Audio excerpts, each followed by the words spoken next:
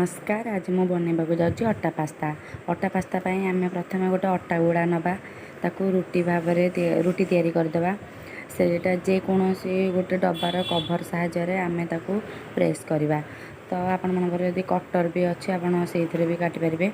तो एमती प्रेस करके छोट छोट गुड़ा तैयारी करवा गोल गोल तैयारी करवा से आम पास्ता तैयारी करवा। दीपट साइड एमती दाबी देबे तापर ताकू मझिरु प्रेस करदेबे दीपट साइड भी प्रेस करदेबे। देखंतु एही भाव में फुल टाइप रहीगला। यही भाव में आमर पास्ता गुड़ाक सब तैयारी हो सारी केते सुंदर देखा जाउची। देखंतु पास्ता गुड़ाक तो आम तापर कौन करवा ना गोटे कड़ाई रे 3 बाउल पानी दबा पास्ता गुड़िक जमी बुड़ीकी रहिबो।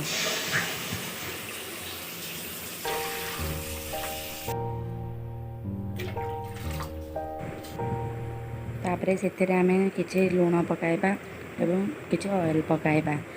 तो आपड़ जेकोसी ऑयल भी पकई पारे। तापर ताको फुटापी आम छाड़ीदबा। देखो भल भाव फुटीगला तो आम ए पास्ता गुड़ाक सब पकईदबा। ताको टिके घाटीदबा काड़े तले लगिज। तापर ताको भल भाव घोड़े देबे फुटिला पर्यंत ताको घोड़े देबे। तो 10-15 मिनट पर देखो केमी पास्ता गुड़ाक सब फुलिकी सिझिकी ऊपर को भासुची। देखो भल भाव में आमर सिझी जापर आम गोटे स्टेनर साहाय्य सबूक पास्ता गुड़िक गोटे प्लेट को आड़ेदबा।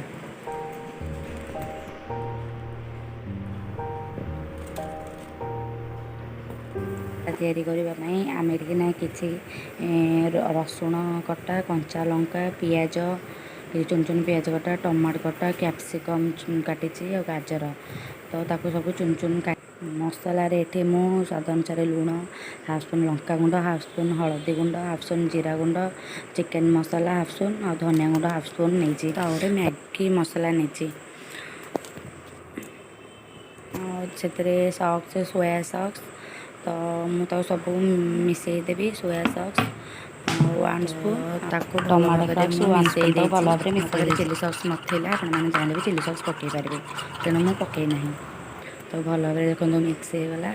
तो मुझे प्राइमर भिनेगार नहीं आपण मैंने जेकोसी कंपानी भिनेगार भी नहीं पारे। तो ये प्रथम कड़े मुझे तेल नेली तो मुझे सोरिष तेल नहीं आपण मैंने रिफाइन ऑयल भी नहीं पारे जेकोसी ऑयल भी नहीं पारे।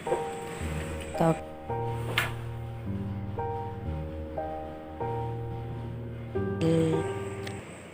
तेल गरम होगा मुझे कटाई रसुण को खरड़ीदे से ब्राउन कलर आगे मुझे कंचा लंका पकई आपड़ राग अनुसार कंचा लंका पकेबे। तो ये मुझे काटिक रखी पियाज को पकेली पियाज को भल भाव टे घाटीदेवी। तो पियाज को आम बेसी मलैबानी टे क्रंची क्रंची लगुले पास्ता आमको टेस्ट लगे। तो ये रखी टमाटो मुझे पकेली टमाटो और पियाज को भल भाव घाटीदेली।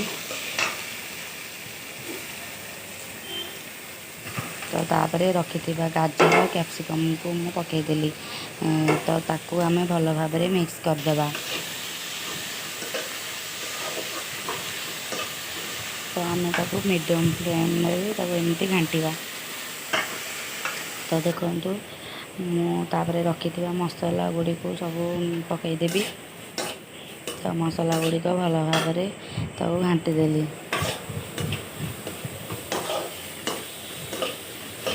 तो या आम बेसी माने सिझेबानी एमती क्रंची टाइप लगे।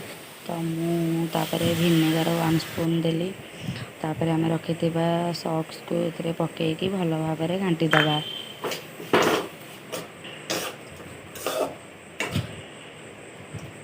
देखो केमी देखा जाऊँगी। तो तापर ये मुझे पानी देवी तापर ताको भल भाव घाटीदेवी।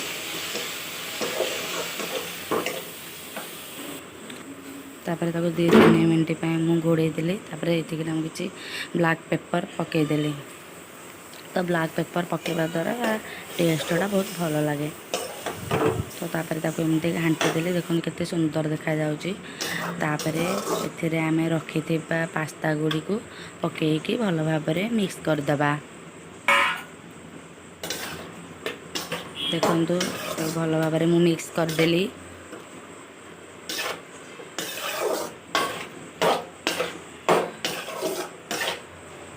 देखंतु केमिति हमर पास्ता गुडी को सब मिसीगला बहुत सुंदर देखा। तापर मैगी मसाला को मुझे ऊपर पकईदेली।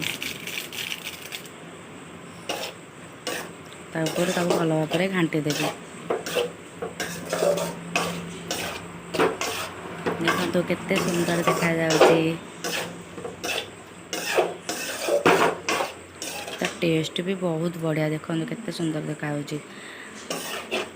तो ये अटा पास्ता खाइले पास्ता को भी भूली जिबे। तो आमर प्रस्तुत है गला अटा पास्ता। तो आमे ताकू एबे गोटे प्लेट को काढ़ी दबा।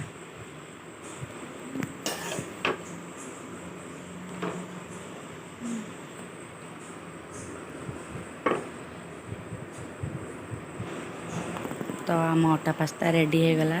देखो केते सुंदर देखा जाउची और टेस्ट भी मस्त थिला। तो आपण माने निश्चित ट्राए करंतु आ कमेंट करके कहंतु